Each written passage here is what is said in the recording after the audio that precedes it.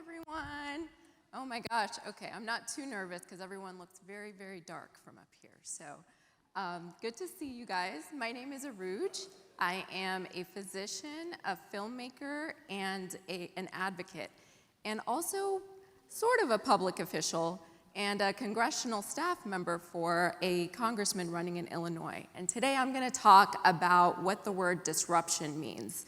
So before I get started, I'm just looking around at all of you, and I can say that I've been where you are, but I think we've all also been where this little girl is. And if you look at her, you see that she's kind of fearless. She's not afraid to push boundaries. There's a Barbie doll in the toilet. There's toilet paper everywhere. There's lipstick on her face. And can any of you guys relate to her? Yes? I see some hands. Yeah. I think we all can. We all want to kind of be this little girl at certain times in our lives. Yes, you definitely, and you as well. So I'm going to try to talk about what it means to capture the essence of what it means to be disruptive and use that in your life as you get older. Oops. All right, so a little bit about me. I was born in Pakistan, in Karachi. Anybody know where that is? Yes, a few people. All right, good to know. And these are just some pictures of when I was a kid. I was very much like that little girl. I was riding a camel, and then at some point, a real camel, my parents thought would be a good idea to go on. That's a real picture.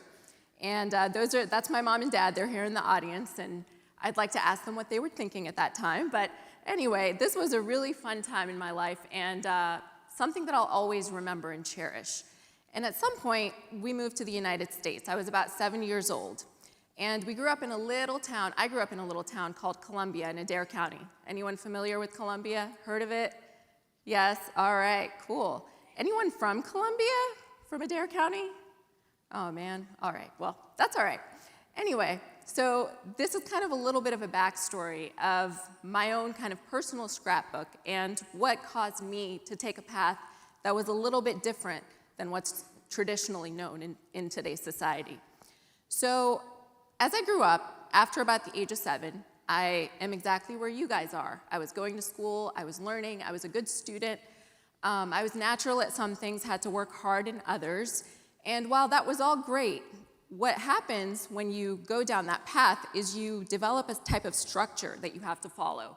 And all of you guys are in that space right now. As adults, we're in that space too. We always have to follow a certain set of rules and guidelines that are generally made by other people for us.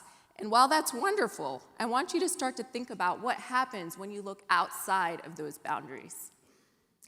So this was me when I graduated medical school. So I was also on the same path as everyone else. I wanted to go to undergrad, wanted to get into medical school. I did. I went to medical school in Illinois at Chicago Med.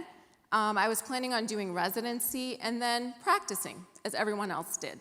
So I went from this little girl, especially the one in the middle with the mouth wide open, looking like a lion, to this very professional and astute person who could really contribute a lot to society. But along the way, I felt like I was losing a little bit of that spark that was here when I was a kid. Oop, there we go. All right, so this is like the trajectory of where I started and where I ended up. So like I said, I was born in Pakistan, grew up in Columbia, Kentucky for most of my childhood, went to UK for undergrad, and then went to Rosalind Franklin or Chicago Med for medical school. And at that point, there was a little light bulb that went off in my head that caused me to take a path that's a little bit different than what you'd expect somebody to take when they're learning and wanting to be a professional, particularly wanting to be a doctor. And where it says you are here, that's where I am right now. I'm a fellow at the University of Chicago in pediatric psychiatry. So before I got to where I am today, I want to take you on a little journey of what happened next. So when I was in medical school, I started to question the path that I was on, not because I wasn't good at what I did or because I didn't enjoy it, but because I wanted to look outside of the tunnel that I was constantly on when you're in medicine, and one that you start when you're very, very young. Even a lot of you today, I'm sure, aspire to be doctors. Any future doctors? Raise your hands. There we go. Yep, a lot of you, because all of you are very bright, and when you're bright, you're taught that that's a path that's very achievable and productive for you as a person. There's nothing wrong with that, but I also wanted to think about what else I could do with my skills. So as I kind of, developed a little bit more and tried to tap into my creativity, I realized that another thing that I really was passionate about was teaching. So in the middle of med school, I pursued a master's in education, and I got into a program at Johns Hopkins that covered all of my tuition and allowed me to work as a teacher for a couple of years. Through that degree, I was able to do research on girls' education in the developing world. One of the things that was really important to me was to give back to where I came from, which was Karachi, which was a large city in Pakistan, but I also had that heritage of being from a place that was underdeveloped. And I wanted to understand how and why those cultural changes were instilled within me and find ways to change things that I saw as problematic in that part of the world. And luckily enough, through my research, I was able to get a grant, a large sum of money that I then used to create this. This is a Destruction. This is a film that I made right after I completed medical school. It follows about a year in the life of an 11-year-old girl named Humera as she struggles to finish her basic education. And it follows the trajectory of what happens when a young girl drops out of school. So as a result of this film, I was able to really look at a world outside of what was structured for me. I was able to get into tons and tons of film festivals. We got published in about 30 media articles, and also were on broadcast media, about 50 or so channels. And one of them was ABC, an ABC affiliate in Louisville, which is the picture that you see here. And the film itself got picked up by the Tribeca Film Institute, which was a huge feat for us, especially since I had no background in filmmaking. And I'm telling you all of this so that you understand that there is really no reason for you not to pursue something.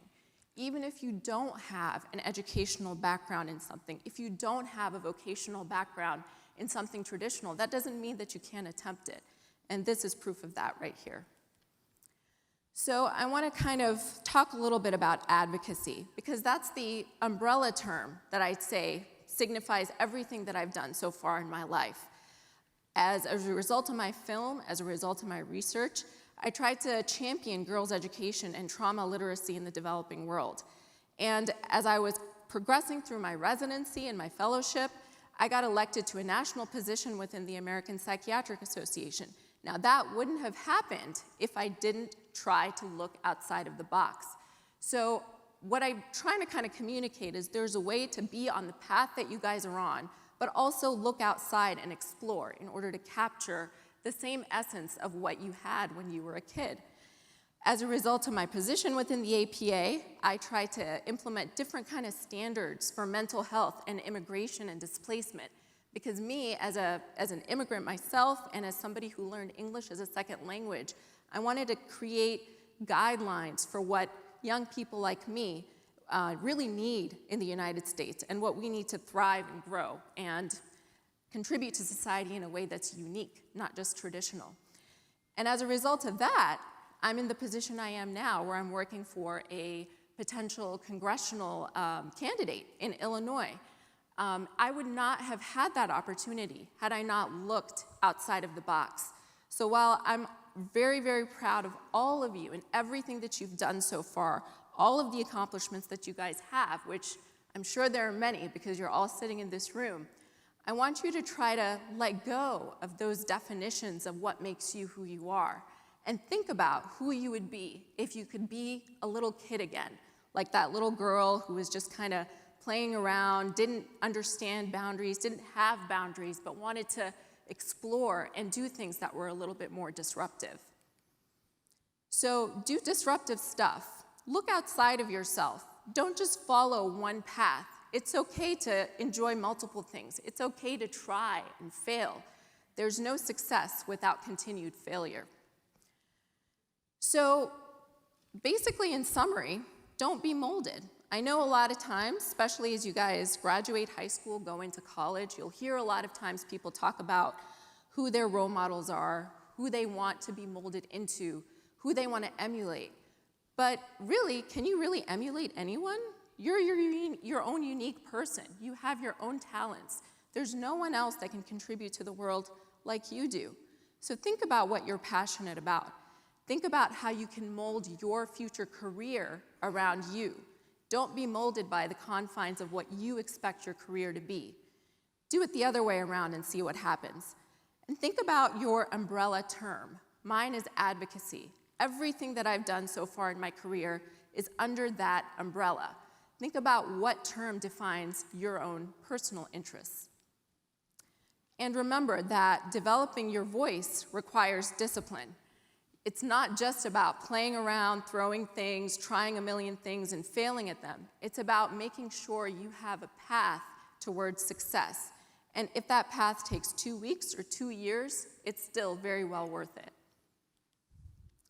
And remember that there's an important thing you have to remember about being creative. It's okay if you go up and down, as long as you're progressing towards success. It's all right to have a first try, a second try, a third try, a fourth and a fifth try, as long as you are getting to the point that you want to be.